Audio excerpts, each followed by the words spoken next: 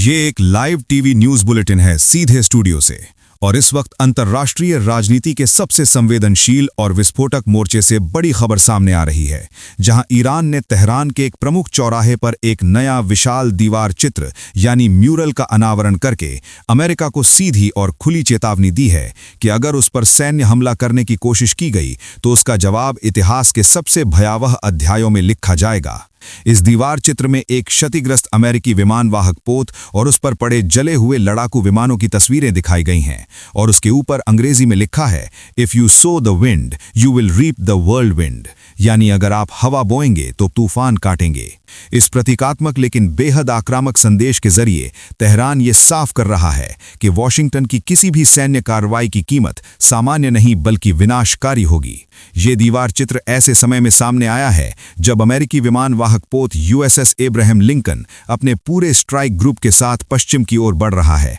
और मध्य पूर्व की दिशा में उसकी तैनाती को लेकर खुद राष्ट्रपति डोनाल्ड ट्रंप ये कह चुके हैं कि अगर जरूरत पड़ी तो इस बेड़े का इस्तेमाल किया जा सकता है। ट्रंप ने बयान दिया है कि हमारे पास एक विशाल नौसैनिक बेड़ा उस दिशा में जा रहा है और शायद हमें उसका उपयोग न करना पड़े, लेकिन विकल्प खुले हैं। उधर ईरान की इस्लामिक रेवोल्यूशनरी गार्ड कॉर्प्स के कमांडर जनरल मोहम्मद पाकपुर ने भी चेतावनी देते हुए कहा है कि उनकी सेना पहले से कहीं ज्यादा तैयार है और उनकी उंगलियां ट्रिगर पर हैं, यानी अगर हमला हुआ तो पलटवार में 1 सेकंड की भी देरी नहीं होगी। ये बयान ऐसे वक्त में आया है जब ईरान में दिसंबर के अंत से शुरू हुए व्यापक विरोध प्रदर्शनों को हिंसक तरीके से कुचलने के बाद अमेरिका और ईरान के बीच तनाव अपने चरम पर पहुंच चुका है। इन प्रदर्शनों में हजारों लोगों की मौत और हजारों की गिरफ्तारी की खबरें आईं। अमेरिका ने आरोप लगाया कि ईरान शांतिपूर्ण प्रदर्शनकारियों को मार रहा है और ट्रंप ने धमकी दी थी कि अगर यह सिलसिला जारी रहा तो सैन्य कार्रवाई की जाएगी। हालांकि ईरान ने इन आरोपों को खारिज किया है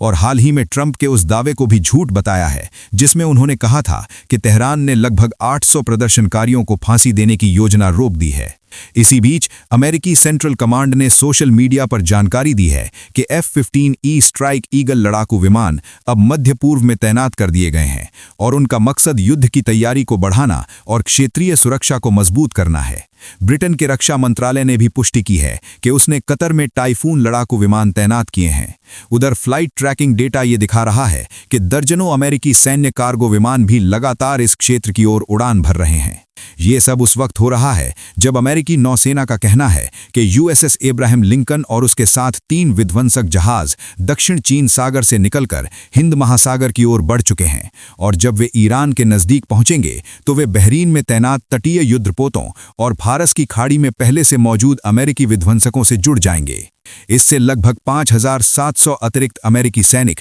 इस क्षेत्र में पहुंचेंगे और कतर के अल उदैद एयरबेस जैसे ठिकानों पर पहले से मौजूद हजारों सैनिकों की मौजूदगी के साथ अमेरिकी सैन्य शक्ति का घनत्व और बढ़ जाएगा। वहीं ईरान भी अपनी तरफ से तैयारियों में जुटा है और उसने अमेरिका के तथाकथित शैडो फ्लीट पर लगाए गए नए प्रतिबंधों को चुनौती के रूप में लिया है। अमेरिका ने ईरान की 9 तेल टैंकरों और 8 कंपनियों पर प्रतिबंध लगाए हैं जिन पर आरोप है कि वे प्रतिबंधों के बावजूद तेल की ढुलाई कर रहे थे। ये जहाज और कंपनियां भारत, ओमान और संयुक्त अरब अमीरात से जुड़े नेटवर्क के जरिए काम कर रहे थे। इस बीच गाजा से भी बड़ी खबर है, जहां रफा सीमा क्रॉसिंग को सीमित रूप से खोलने पर इजरायल ने सैद्धांतिक सहमति दी है, लेकिन शर्त रखी है कि अंतिम बंदी के शव की बरामदगी होनी चाहिए। ये क्रॉसिंग लंबे समय से बंद है और इसकी वजह से मानवीय सहायता लगभग ठप पड़ चुकी है। अमेरिका के विशेष दूतों के दबाव के बाद यह घोषणा आई है, लेकिन इजरायली प्रधानमंत्री बेंजामिन नेतन्याहू के कार्यालय ने साफ कर दिया है कि जब तक सभी जीवित बंधकों की वापसी और मारे गए बंधकों के शवों की बरामदगी में हमास की पूरी सहयोग नहीं मिलता, तब तक पूरी तरह से सीमा नहीं खोली जाएगी। इसी बीच दावोस में विश्व आर्थिक मंच के दौरान राष्ट्रपति ट्रंप ने अपने तथाकथित बोर्ड ऑफ पीस चार्टर पर हस्ताक्षर किए, लेकिन उसी समय गाजा में मौतों का सिलसिला जारी रहा। कतर की हमद बिन खलीफा यूनिवर्सिटी के प्रोफेसर सुल्तान बरकात ने अल जजीरा में लिखे लेख में कहा है कि ट्रंप और उनके दामाद जैरेड कुशनर की गाजा पुनर्निर्माण योजना असल में रियल एस्टेट प्रॉस्पेक्टस जैसी है, जिसमें जमीन को मुनाफे के नजरिए से देखा जा रहा है,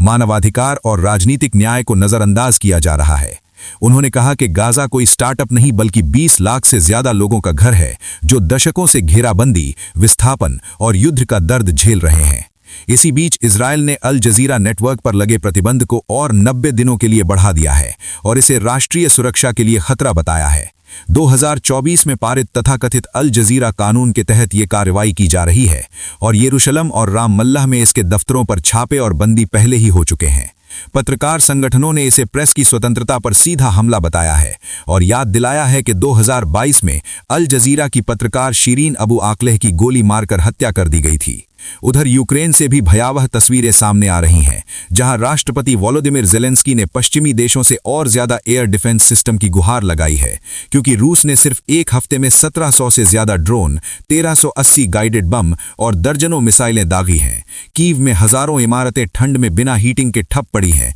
और लाखों लोग अंधेरे और ठंड में जीने को मजबूर हैं। इन तमाम मोर्चों पर एक साथ बढ़ते तनाव ने दुनिया को एक ऐसे चौराहे पर ला खड़ा किया है जहां एक गलत कदम पूरी वैश्विक व्यवस्था को हिला सकता है। तेहरान की दीवार पर बना वो म्यूरल सिर्फ एक चित्र नहीं बल्कि एक चेतावनी है कि अगर युद्ध की आग भड़की तो वो सीमाओं में नहीं बंधेगी, और वॉशिंगटन की बढ़ती सैन्य मौजूदगी इस बात का संकेत है कि अमेरिका पीछे हटने के मूड में नहीं है। ऐसे में आज की ये लाइव बुलेटिन आपको बता रही है कि दुनिया की सबसे ताकतवर सेनाएं आमने सामने खड़ी हैं, ट्रिगर पर उंगलियां हैं, बयान तेज हैं, संदेश सख्त हैं और हर घंटे हालात और ज्यादा विस्फोटक होते जा रहे हैं। इसलिए हम लगातार इस ब्रेकिंग डेवलपमेंट पर नजर बनाए हुए हैं। हर नई जानकारी के साथ आपको अपडेट करते रहेंगे, क्योंकि ये सिर्फ एक क्षेत्र की लड़ाई नहीं बल्कि पूरी दुनिया की शांति और स्थिरता का सवाल बन चुका है।